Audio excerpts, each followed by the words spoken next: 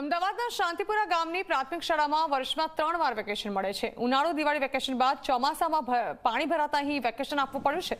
શાળાની શાંતિપુરા પ્રાથમિક શાળામાં વરસાદ અને ગટરના પાણી ભરાઈ ચૂક્યા છે। અઠવાડિયાથી વરસાદ ગટરના પાણીને કારણે શાળા બંધ હાલતમાં છે। સાડા 300થી પણ વધુ વિદ્યાર્થીઓના અભ્યાસને તેને લઈને અસર થઈ રહી છે। સાણંદ તાલુકા પંચાયતના પાપે વિદ્યાર્થીઓનો અભ્યાસ બગડી રહ્યો છે।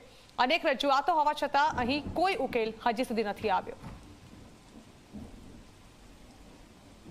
અમદાવાદ જિલ્લાના સાણંદ તાલુકાના શાંતિપુરા ગામની પ્રાથમિક શાળામાં એક વર્ષમાં 3 વાર વેકેશનની સ્થિતિ આવે છે।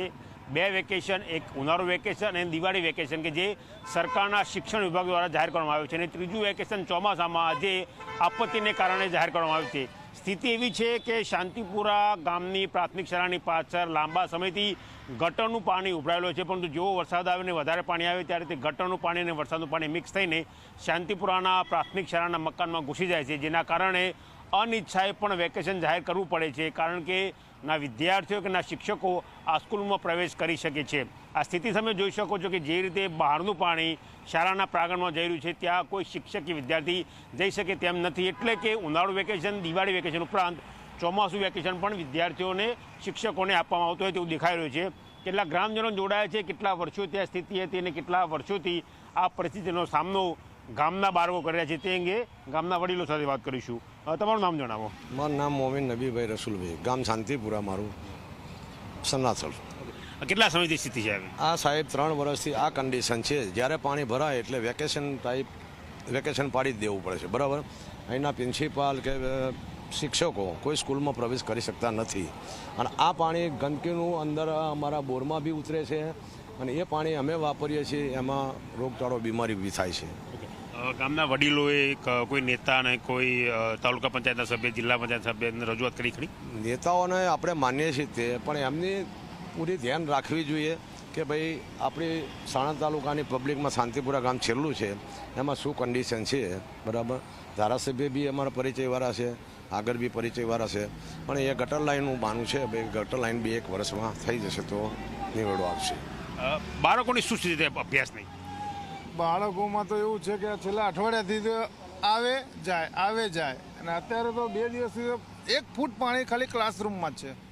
એટલે રજા જ આપી દીધી, વેકેશન જેવી રજા જ આપી દીધી કે અઠવાડિયા સુધી સ્કૂલ બંધ રહેશે। દર વર્ષે એવી સ્થિતિ હોય છે? છેલ્લા 3 વર્ષથી।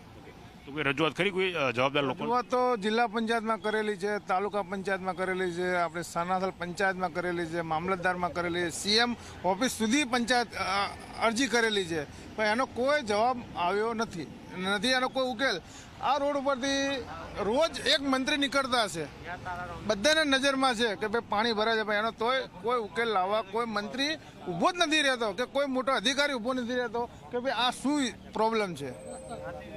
કેવી સ્થિતિ શાંતિપુરા પ્રાથમિક શાળાની? સાહેબ, અમે જોઈ રહ્યા છીએ છેલ્લા 2 વર્ષથી આજનું પાણી તો ઠીક છે, વરસાદનું પાણી ઠીક છે, પણ સાઉથ બોપલ, શેલાગામ આનું ગટરનું પાણી સંપૂર્ણ શાંતિપુરા સીમમાં આવવાથી, અને જે નેશનલ હાઈવેનો રોડ છે ત્યાં નીચે જે પાણીનો વેહ થતો હતો એ ઘરનાળું બાજુના ગામવાળાએ પૂરી કાઢવાથી આ ગામનું પાણી સ્કૂલની અંદર જવાથી શિક્ષકો તથા વિદ્યાર્થીઓના ચેડા થવાથી જેટલું ભવિષ્ય વિદ્યાર્થીઓનું ખરાબ થાય છે, એ સરકારની તંત્રને કોઈ દેખાતું નથી। જિલ્લા પંચાયત, તાલુકા પંચાયત, ઓરડા તથા ગ્રામ પંચાયત દરેક નામે જાણ કરવાથી તો પણ કોઈ નિકાલ આવેલ નથી। અમે એવું કહેવા માગીએ છીએ, ઠીક છે આ છોકરાઓનું ભવિષ્ય ખરાબ થાય છે, એના પર ખાસ તમે સરકારને ધ્યાન આપીને કામ કરવા જરૂરી છે। તો તમે જોયું આ સીધા દ્રશ્યો અને ગામજનો સાથે થયેલી વાતચીત, જેમનું કહેવું છે કે 3 વર્ષથી આ પ્રકારની સ્થિતિ છે, પરંતુ જેવો ચોમાસામાં વરસાદ આવે કે ગટરનું અને વરસાદનું પાણી મિક્સ થઈને આ સ્કૂલમાં ઘૂસી જાય છે, વિદ્યાર્થીઓ અને શિક્ષકો સ્કૂલમાં પ્રવેશ મેળવી શકતા નથી, એટલે ના છૂટકે વેકેશન જાહેર કરવાની ફરજ પડે છે। લાંબા સમયથી આ સ્થિતિઓ આની સામે આવી રહી છે। અનેક વખતે અધિકારીઓને, જવાબદાર ચૂંટાયેલા લોકોને રજૂઆત કરવામાં આવે છે, પરંતુ એનો ઉકેલ આવ્યો નથી, અને તંત્રના પાપે વિદ્યાર્થીઓ શિક્ષણથી વંચિત રહી રહ્યા છે। કેમેરા પર્સન SP શર્મા સાથે ગૌરવ પટેલ, ઝી મીડિયા, અમદાવાદ।